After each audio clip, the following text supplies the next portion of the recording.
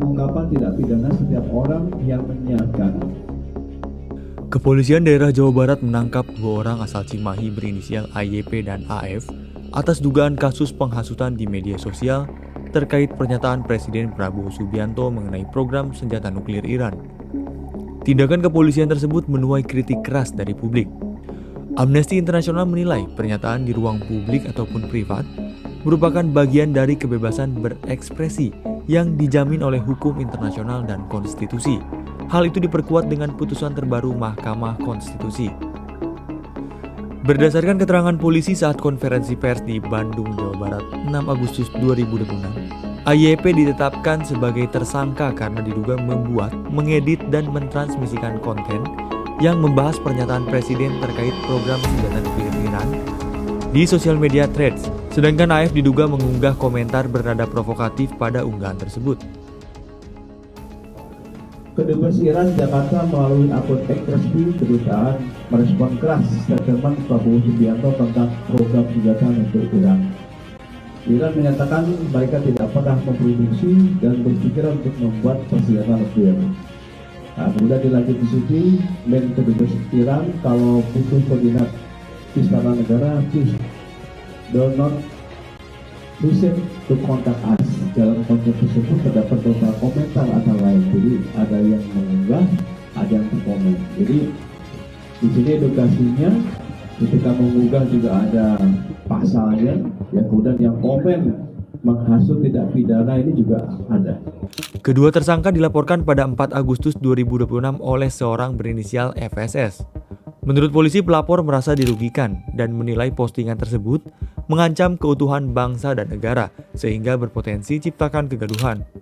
Kedua tersangka dijerat pasal 35 Junto pasal 51 dan atau pasal 29 Junto pasal 45B Undang-Undang Nomor 1 Tahun 2024 tentang Informasi dan Transaksi Elektronik, serta pasal 243, pasal 246, pasal 247 dan pasal 248 ayat 1 Undang-Undang Nomor 1 Tahun 2023 tentang KUHP.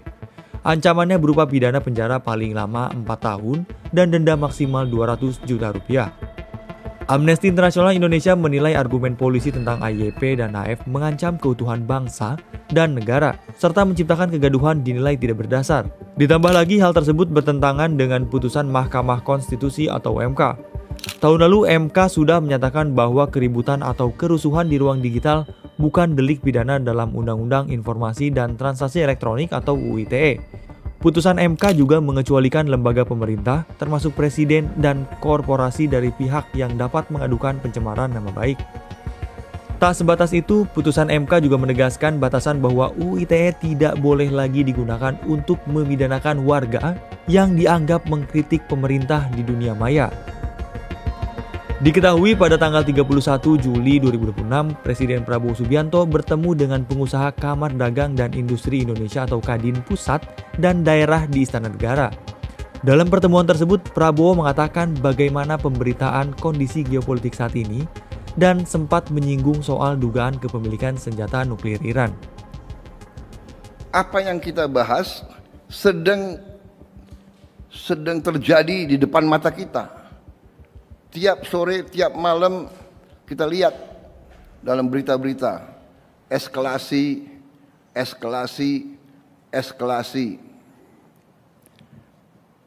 Dikatakan bahwa Iran sudah punya senjata nuklir. Sekarang Saudi Arabia ingin juga punya senjata nuklir. Kalau Saudi Arabia ingin punya senjata nuklir, tidak menutup kemungkinan Emirates juga mau punya senjata nuklir. Qatar juga mau punya senjata nuklir. Mesir juga mau punya senjata nuklir. Tayangan pidato yang disiarkan secara langsung tersebut pun langsung dipotong dan diganti dengan tayangan komersial. Meski demikian, materi pidato yang sudah terlanjur tayang tetap mengundang banyak kritikan dari masyarakat, terutama di media sosial.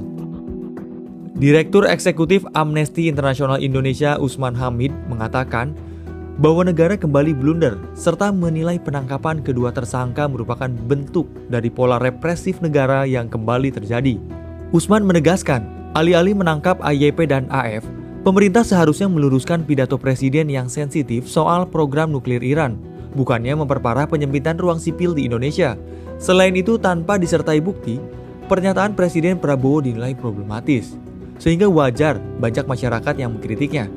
Kritik warga sekeras dan setajam apapun itu kepada penyelenggara negara termasuk Presiden adalah bentuk ekspresi kekecewaan yang sah selama tidak disertai tindak kekerasan fisik.